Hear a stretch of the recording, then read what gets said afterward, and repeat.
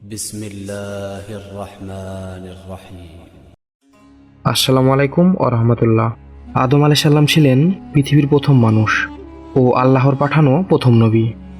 আল্লাহ তাআলা মাটির সকল উপাদানের সারনির্যাস একত্রিত করে আঠালো ও পোড়ামাটির ন্যায় শুষ্ক মাটি থেকে নিজ কুদরতি হাত দ্বারা সুন্দরতম অবয়ব তৈরি করে তাতে রূহ ফুঁকে আদমকে সৃষ্টি করেছেন। এই আদম আলাইহিস সালাম আল্লাহ তাআলার নিজ হাতে সৃষ্টি এবং তিনার জ্ঞান ও বুদ্ধির বিচক্ষণতার জন্য আদম জাতিকে বলা হয় আশরাফুল মাখলুকাত, যার অর্থ হচ্ছে সমস্ত সৃষ্টির মধ্যে সেরা সৃষ্টি। অতঃপর আল্লাহ তাআলা পৃথিবীর সূচনা থেকে কিয়ামত পর্যন্ত ছোট বড় সকল বস্তুসমূহের নাম ও তাদের ব্যবহারের যোগ্যতা সম্পর্কে আদমকে শিক্ষা দিলেন। এরপর আল্লাহ তাআলা সমস্ত ফেরেশতাকুল দ্বারা আদমকে সিজদা করালেন, কিন্তু এই সিজদা ইবাদতের জন্য ছিল না, বরং এই সিজদা ছিল আদমের প্রতি আনুগত্য ও সম্মানের জন্য।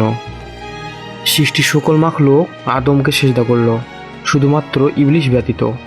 কিন্তু আদমকে সিজদা করতে বলা ছিল আল্লাহর আদেশ। ইবলিস আল্লাহর আদেশ অমান্য করে আদমকে সিজদা না করার কারণে চিরস্থায়ীভাবে অভিশপ্ত ও লানতপ্রাপ্ত হলো এবং আদমের প্রকাশ্য শত্রু হিসাবে চিহ্নিত হলো। অতঃপর আল্লাহ তাআলা আদমকে জান্নাতে স্থান দিলেন এবং ঘুমন্ত অবস্থায় আদমের পাঁজরের হাড় থেকে তিনার সহযোগী ও সহধর্মিণী হাওয়াকে সৃষ্টি করলেন। এরপর আল্লাহ তাআলা তাদের দুজনকে বললেন, তোমরা জান্নাতের যেখানে ইচ্ছা যাও, যা খেতে মন চায় খাও, শুধুমাত্র একটি গাছের ফল ছাড়া। তোমরা এই গাছের ফল খাওয়া তো দূরের কথা, এর ধারের কাছেও যেও না। কিন্তু একদিন ইবলিস জান্নাতের রক্ষীদার সাপের মাধ্যমে আদম ও হাওয়া পর্যন্ত পৌঁছে গেল।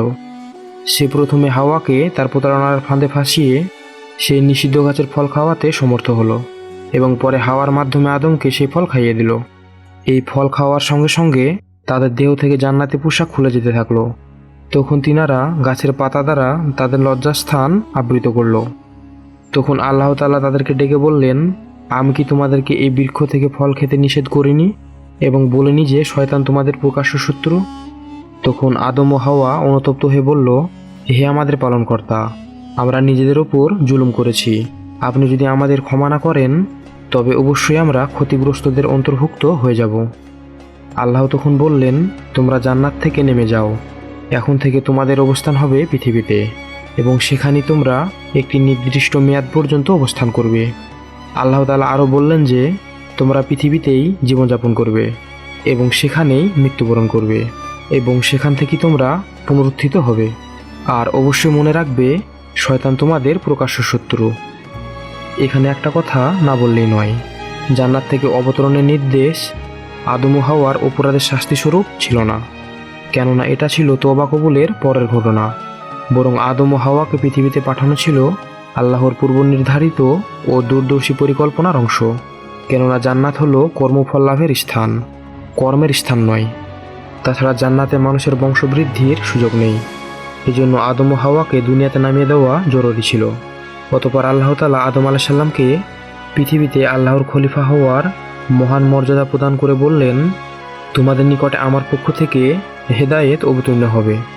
যারা তার অনুসরণ করবে তাদের জন্য কোনরূপ ভয় বা চিন্তার কারণ নেই, কিন্তু যারা তা প্রত্যাখ্যান করবে এবং মিথ্যা প্রতিপন্ন করবে তারা হবে জাহান্নামের অধিবাসী এবং সেখানে তারা অনন্তকাল ধরে অবস্থান করবে।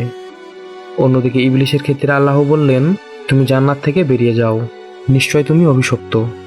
অর্থাৎ ইবলিসে জান্নাতে যাওয়ার কোনো সুযোগই নেই।